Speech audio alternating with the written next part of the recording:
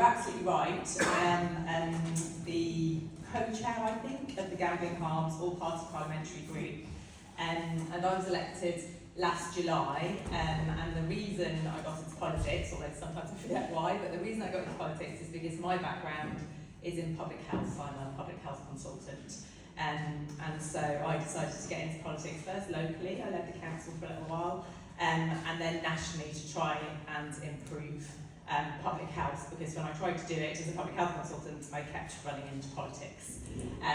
So I'm up there in Westminster representing our area, Worthing West. It's my home, it's my family's home, and so I'm representing the issues here from all our residents, but also from a public health point of view, trying to improve population health. And one of the issues that has been made very apparent is how out of date our approach to gambling harms really is.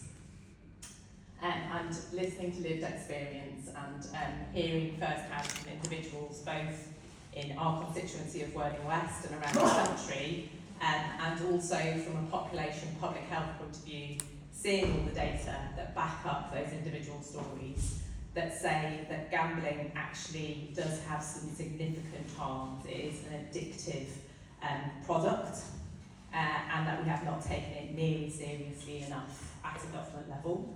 And for those of you that have perhaps been around in other areas of public health, you probably remember all the fights we had with big tobacco, and all the issues we had where people said that smoking was actually fine and nothing, no problem, nothing to see here. And we have a not dissimilar conversation happening around gambling, albeit that progress is being made, but we have very, very powerful industry lobbies who are, very, very aware of the large amount of profit that is being made on the backs of people's misery, actually. So there are a lot of us that were elected last year who feel very strongly about this. Full disclosure, I have to say that we do have some parliamentarians who have close links to the gambling industry, including in my own Labour Party, and that is problematic. But there is a large group of us that do not have anything to do with the gambling industry and really want to see this as a public health harm writ large. So very quickly what's happening, and I was at a gambling reform conference organised by the peers, by the House of Lords, just a couple of weeks ago, and we had a very similar setup with lived experience and talking about policy. I'm sure you probably already know, but just very quickly, we do have a Gambling Act, but it's massively out of date, so it's from 2005.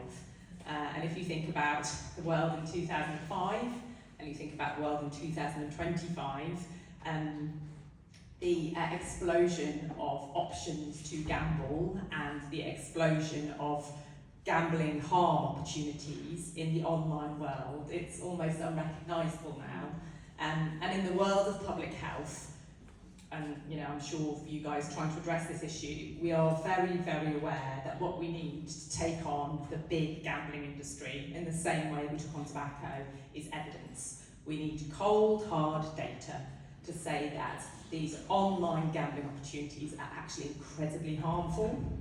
And we are getting increasing amounts of data that say, the online gambling opportunities at 2 o'clock in the morning, when you've got fast spins, really, really fast, our brains can't process that sort of information, and it does actually provide on neural pathways with that addictive behaviour much, much more quickly than other gambling, such as buying a lottery ticket. So there's increasing evidence that actually online gambling in particular is a very, very harmful thing. So at a government level, I am on the Health Select Committee, and we did a gambling inquiry, a gambling evidence session. I met with the Minister, with Ashley Dalton, who's our Public Health Minister. I met with her yesterday to talk about gambling harms and said I was coming here today, so she sends her best wishes. At the moment, gambling sits in the Department of Culture, Media and Sport, which is an interesting thing, isn't it? Because if you think, would you put smoking in the Department of Culture, Media and Sport, or would you put alcohol in the Department of Culture, Media and Sport? I don't think you would. But there is a bit of a rhetoric still in government that actually, because gambling brings quite a lot of money into our treasury, that actually we have to be careful that we don't, take away money. However, as you absolutely know, the harms to society as well as individual lives being destroyed, also run into the billions in terms of the amount of money that we are spending to treat people and the amount of money that is being wasted because people aren't living productive lives. So there's a very strong argument to be made there, and our health team are not unaware of that, but the Department of Culture, Media and Sport are less willing, perhaps at the moment, to address that. So what we're doing as your party parliamentary group is we are pushing very hard for the white paper to be looked at. So before you get new legislation in Parliament, you have to have a white paper. And there is a white paper that was written in 2021, but it still doesn't look at things like digital products, and it doesn't look at things like advertising. So I'm sure you're all incredibly aware of the opportunities that are exploited across sports, across our culture, for young people, the amount of advertising. I've got teenage boys, they're bored silly of me, but I'm like, what is that advert? Turn it off now, don't have that on YouTube. I mean, it is ubiquitous. And the only way to sort that out is legislation. The only way to sort it out. You cannot get voluntary agreements. Why on earth would people put in place voluntary agreements for something that's going to reduce profit? The only way we can sort this out is a new Gambling Act. So we're pushing very hard for that. In the meantime, we're about to publish a letter next week. There's about 100 MPs that have signed calling for a tax levy on online gambling. And some of you might have seen that Gordon Brown did this earlier, and he was calling for a gambling tax levy that would then be used for child poverty issues. Not an unreasonable thing to say.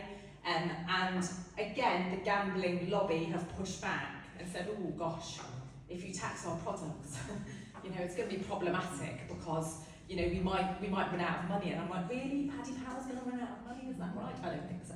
So we are pushing for a differentiated tax, which means that we're going to tax the products that are more harmful, that have got more evidence behind them, so the online products basically, because the evidence around horse racing and putting a bet on a horse racing, the evidence around harms there is much less. The evidence around buying the lottery ticket is much less. So if people are saying to you, oh my goodness, we shouldn't tax the gambling industry because we'll put the horse racing industry out of business, you can say actually what we're pushing for is differentiated tax.